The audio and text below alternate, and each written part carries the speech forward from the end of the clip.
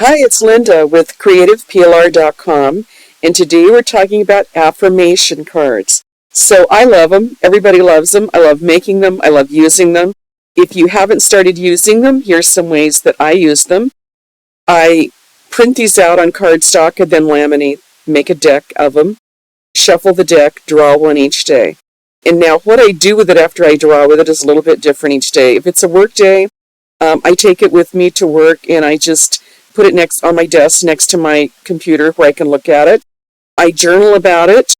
If I'm staying at home that day, I put it on the refrigerator. So every time I go to the refrigerator to get an ice cream bar, I'm looking at it. So you can use them in different ways.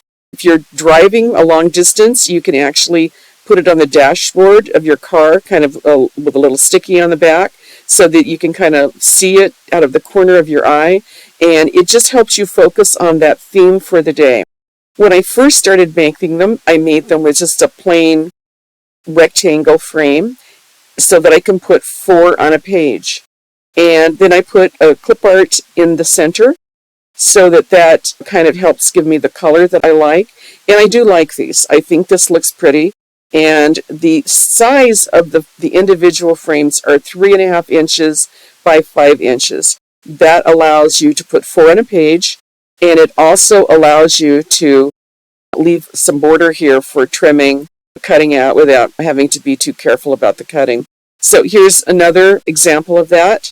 Plain outline on the outside, color in the center with my affirmation in the center over the clip art.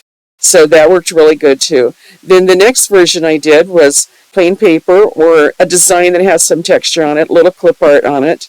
And I did, since it's solid paper, it goes from one side to the other. It doesn't have a rectangular frame in Canva. I put the rectangular frame on it and put a border around there, and I like a broken border instead of a solid line on this one. It looks great. Picked up a color from the background, and again, there's 4 on a page. Another example of that is background with texture, clip art on there, and then my affirmation in the center, 4 on a page. Now I'm using Midjourney to create some frames. And these frames, again, are 3.5 by 5. So if you create a 8.5 by 11 inch page, just like a letter size page, and then try to size it down, it just doesn't quite work really well. It does, but you have to resize it to put it on the page. And so these are the perfect size. And what I can do is, when I print it out from Canva, I print it out to a PDF printable, and then I reprint, and so that size works perfectly. So let's see how we do this in Midjourney. So I've done a few already. Rectangular bohemian frame in the style of bohemian doodle art, bright colors. And this is what gives me the size that I want, that 3.5 by 5. That's the AR aspect ratio. So you do the -- AR without a space there, then a space, and in this case 7:10. They don't do decimals or halves in Midjourney or any other art generator that I've used. You have to use whole numbers there. So all I do is multiply each of them by 2. 3.5 by 2 is 7, 5 by 2 is 10, and it gives me the perfect size. So that's my bohemian frame. And I've made quite a few of these with different art styles. The Art Deco style that I used gave me a lot of colored frames instead of the white center frame that I wanted. And there's nothing wrong with the black frame or the colored frame. I was just thinking in terms of printing that it's going to use a lot of ink, and the yellow would too. The white one gave me the white rectangle, but the outside edge, I really liked this outside edge. I liked this one. I liked this one. The one with the white frame, the border wasn't that interesting to me. And then I tried it again, and I got a white frame with a odd-looking border. I didn't get these outstanding borders that I wanted, so then I switched art style. So I've got the boho misspelled chic, the boho chic frame in the style of boho chic doodle art. So even though I misspelled it, Midjourney was kind enough to do what I was asking for. Got some great frames here. Rectangular frame in the style of pastel, naive art style. And I got some great frames there. Then I did rectangular frame in the style of geometric contour vector. Got some great frames there. So using just the rectangular something frame in the style of, and then your art style, and whatever colors that you want it to be, is going to give you what you need in Midjourney or other art generators. You're going to have to change the prompt a little bit for other art generators, but it will give you just a simple rectangular blank frame in the style of blank, and then blank colors. You know, jewel tone colors, vivid colors, pastel colors, spring colors, whatever colors that you like.